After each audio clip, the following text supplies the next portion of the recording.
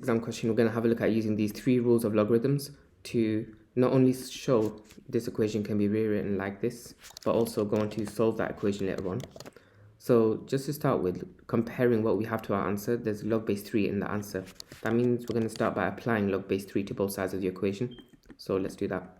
Log base 3 of the left hand side, y, is equal to log base 3 of everything on the right hand side of this equation, 3x squared. From here, I'd always recommend you look at what the answer is, so you can compare it to the answer. For example, the left hand side already matches the left hand side of the answer, so we don't need to go further with that. But the right hand side, we have to break that down more and more until we eventually get to this. And how do we break it down? Well, we know that when 2 variables are multiplied together, that's the same as them being added. Their logarithms being added. So we can say that this is log base 3 of 3 plus log base 3 of x squared. Now log base 3 of 3 is just equal to 1. If you'd like me to explain why, please let me know in the comments and I'll just make another video, or I'll explain it through text. But here is where we use the power rule of logarithm. You might be wondering, how do I know when to use which one? Whenever you spot one, try to always use it. There's never a situation where there's a 1 available, but you don't need to use it. So let's do that. Let's move the power forward as a coefficient. So it becomes 2 log base 3 of x. And then from here, we can just write that down, because what you might realize is that matches the right hand side of the equation. So we don't need to go any further. Perfect. Let's move on. It says hence. That's always a little clue. That means that you have to use what you've done beforehand later on in this question.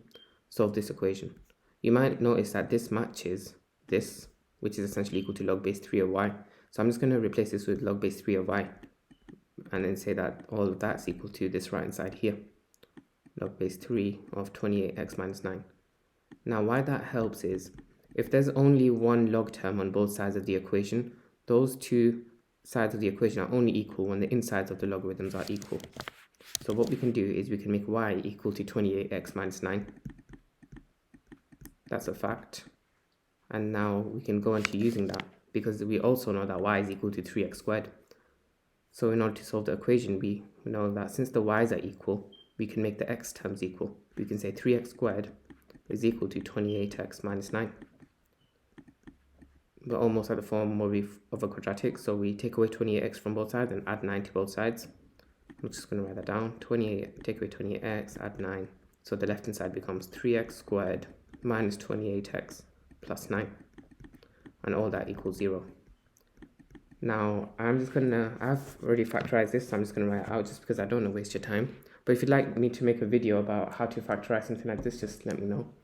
It'll factorize to x minus 9, 3x minus 1, all equals 0. From there, you make each individual bracket equal 0 to solve for x. So when x minus 9 is 0, x equals 9. When 3x minus 1 equals 0, you add 1 to both sides. So 3x is 1 and x is equal to a third. Perfect. That's everything for this question. And if you have any questions with it, again, just let me know in the comments. Otherwise, like the video if you enjoyed it, and be sure to subscribe. I'll post a new video tomorrow. If you have any tutoring inquiries as well, just send me an email. I've linked it in the description. Thanks for watching.